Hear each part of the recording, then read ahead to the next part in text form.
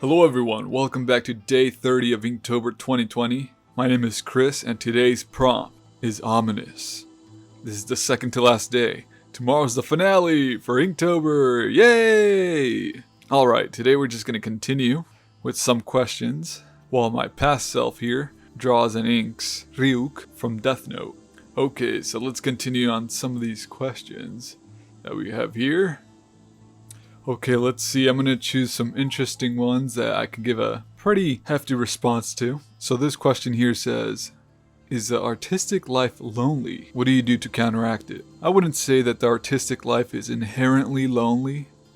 I think most artists tend to gravitate towards that type of personality and lifestyle. We got to be careful with this type of question because there are different types of artists, you know.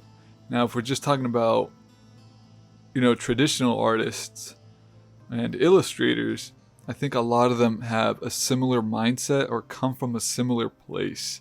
And maybe because certain types of people grew up a certain way or think a certain way, they gravitated more towards art and illustration, resulting in like-minded artists.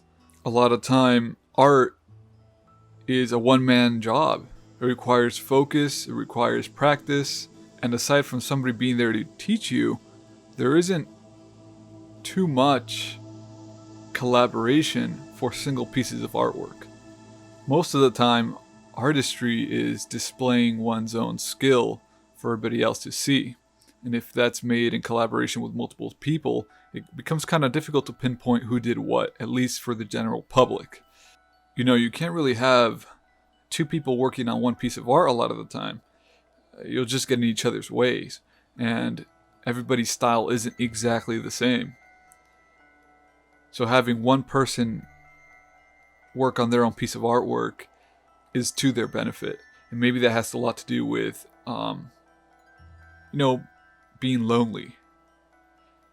A lot of times you're just sitting in a room working under a light, and if you don't do anything to get out and interact with other people or make friends, then you can remain in that place where it's just you and your art.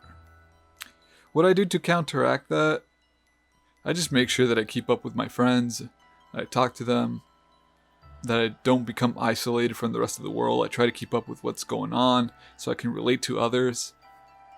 I have some friends who've moved across the country, and even still, we're still talking every single day, and we still game whenever we get the chance. That was a really long answer. Okay, so we have, what do you dislike about the art world? One of the things is that, and this might tie in with the last question of kind of being on your lonesome, a lot of artists don't try to help each other out or seek credit for the sake of raising themselves up. Then there's a lot of complaints about artists not getting recognition. So then I ask, why aren't we helping each other out as much as we can? There's a lot of liberalism in the art world, and with that you'd think there'd be more of a community aspect. And a lot of ways there are, but a lot of the time it seems like there's this unhealthy rivalry or competition with other artists. You figure out an easy way to do something and you keep it to yourself. Nobody else should know how to do this. And I almost say, why not? I understand that sometimes you want to maybe have a thing that you're known for, and you know how to do that thing really well. And if somebody else comes and tries to take your spotlight, that can feel pretty bad. This is the one thing that set you apart. But if it's a method that can be generally universal, it's just an easy way to do something, I say why not share that? If somebody came up to me with a question, I'd be happy to share what I know. And I don't even know if there are that many ways to do the right thing, so why not share the way that you know how to do it? Which is why I appreciate a lot of these artist YouTubers. The ones who want to teach others how to get to their level or how to do a very specific thing. But I also can't blame everybody because a lot of the time, people are just trying to make money, trying to sustain themselves, and when it comes to fight or flight, if money can do something to help your life, then why wouldn't you do everything you can to obtain that?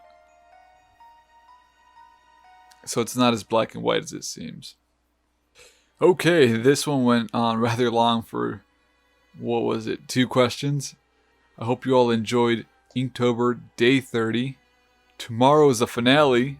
Don't forget to like, comment, and subscribe. Check out the rest of the Inktober playlist. Follow me on Instagram and Twitter. And I'll see you all on Day 31. Have a great rest of your day. Bye.